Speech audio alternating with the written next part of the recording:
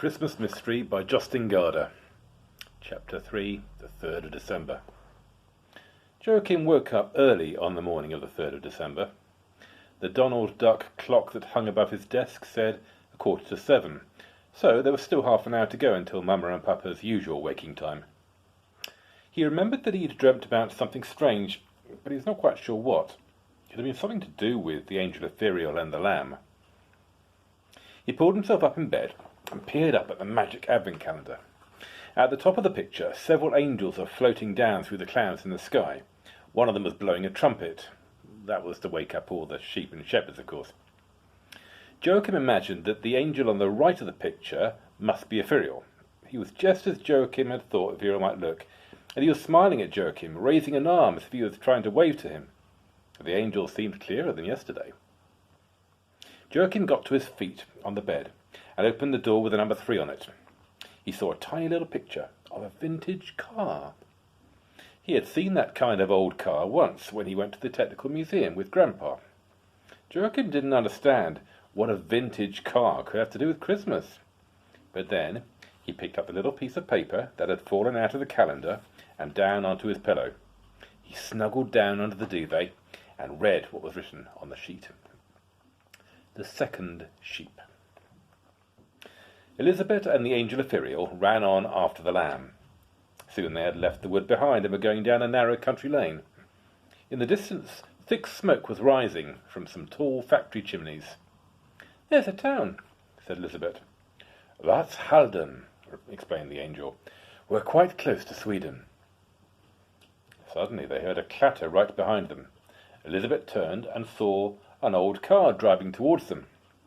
Driving the car was a man with a hat and coat and a black beard, who looked a bit like the picture of Great-Grandpa on the mantelpiece at home.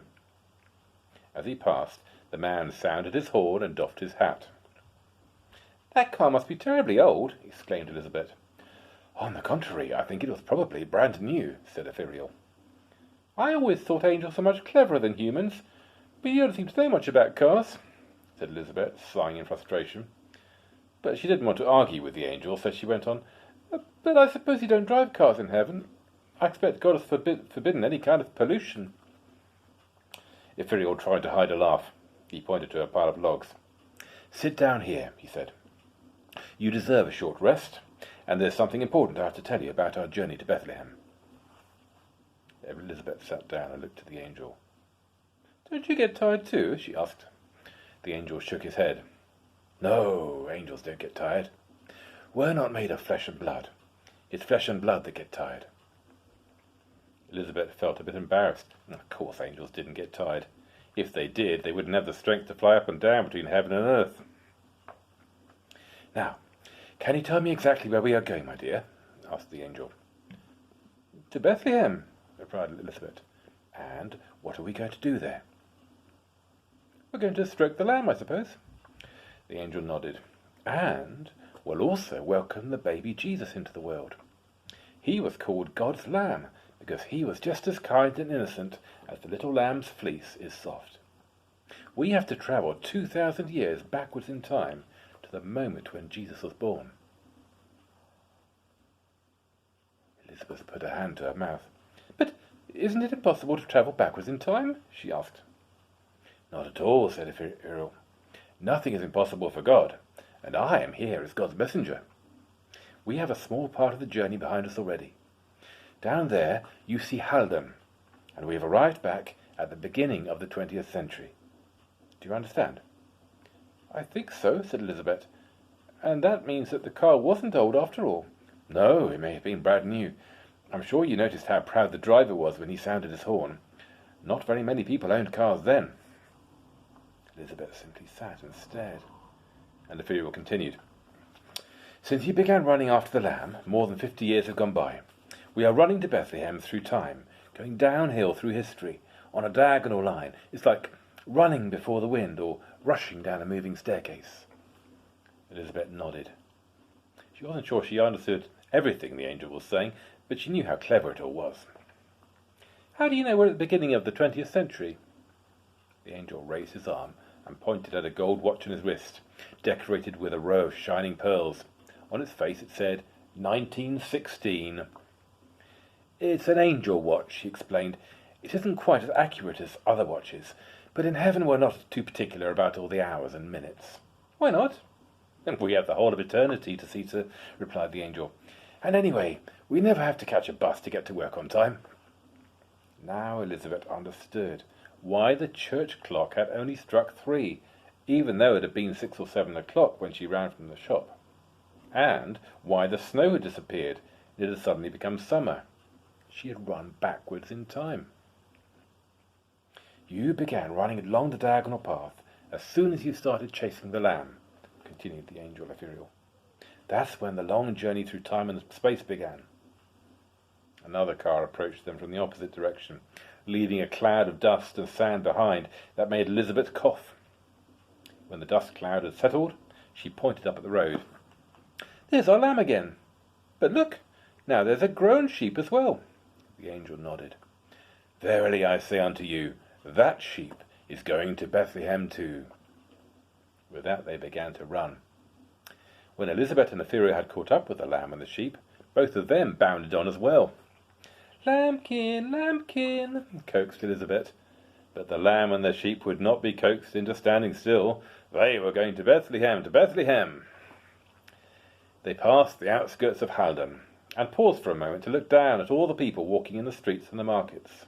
The ladies were wearing long, colourful cotton dresses and large hats in different colours. Several cars were spluttering along the streets, but there were horses and carriages as well. They left it behind them, and soon came to a frontier station. A large signboard announced, "Frontier, Sweden." Elizabeth was brought up short. "Do you think we'll be allowed to go into Sweden?" The angel fluttered around her like an overgrown butterfly. "They won't dare to stop a pilgrimage," he replied. "Besides, it's only a few weeks since Norway had the same king as Sweden." "May I look at your angel watch again?" Ethereal stretched out his arm. The watch said 1905. Then they sped past 2 frontier guards, the lamb and the sheep first, and Elizabeth and the angel Ethereal just behind them. "Halt!" shouted the frontier guards, "in the name of the law!" But they were clearly already far into Sweden, and they had come a few years closer to the birth of Jesus. Joachim sat up in bed. So that was why there was a picture of an old car in the Advent calendar. That was why it had suddenly become summer too.